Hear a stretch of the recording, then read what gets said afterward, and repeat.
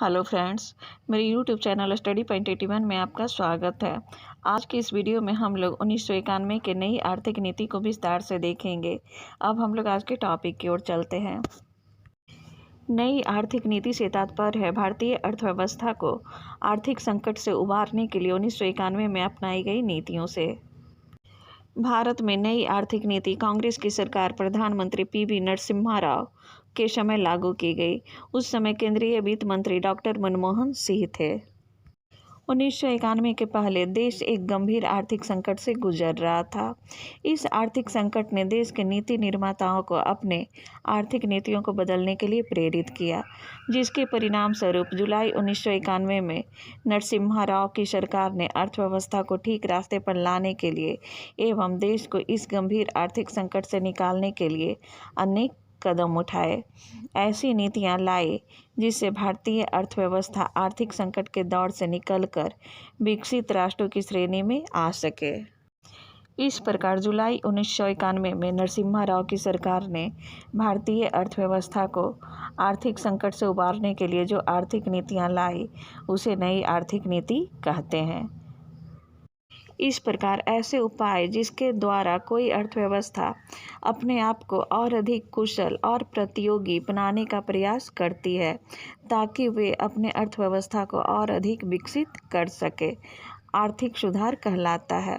भारत में यह आर्थिक सुधार जुलाई 1991 में लाया गया था, जिसे हम लोग नई आर्थिक नीति के नाम से जानते हैं।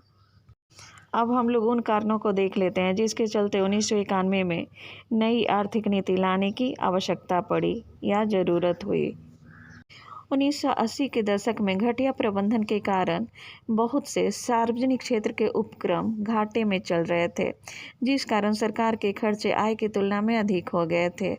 इस कारण सरकार के सामने वित्तीय संकट की स्थिति उत्पन्न हो गई। नई आर्थिक नीति लाने का दूसरा प्रमुख कारण था मुद्रास्फीति की दर में वृद्धि।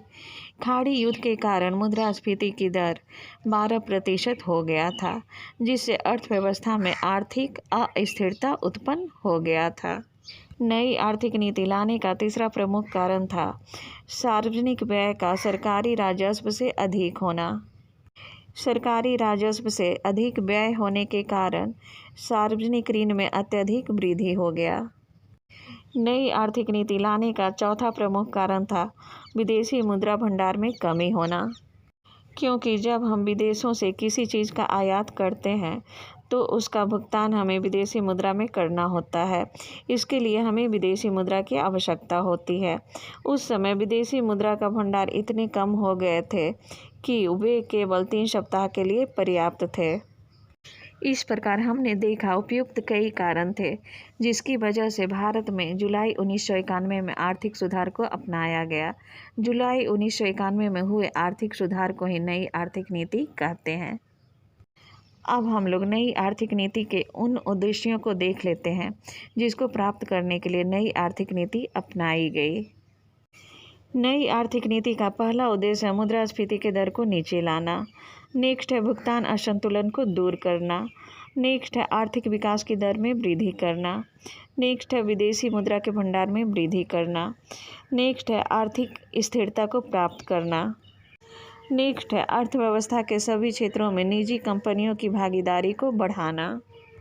नई आर्थिक नीति के उद्देश्यों को प्राप्त करने के लिए औद्योगिक नीति, व्यापार नीति, राजकोषीय नीति एवं मौद्रिक नीति में कई महत्वपूर्ण सुधार किए गए। इसी के साथ मेरा आज का वीडियो समाप्त होता है। यदि मेरा वीडियो आपको अच्छा लगे तो लाइक, शेयर और सब्सक्राइब कीजिएगा। हम लोग फिर मिलेंगे अगले वीडियो में। तब तक के लिए नमस्कार।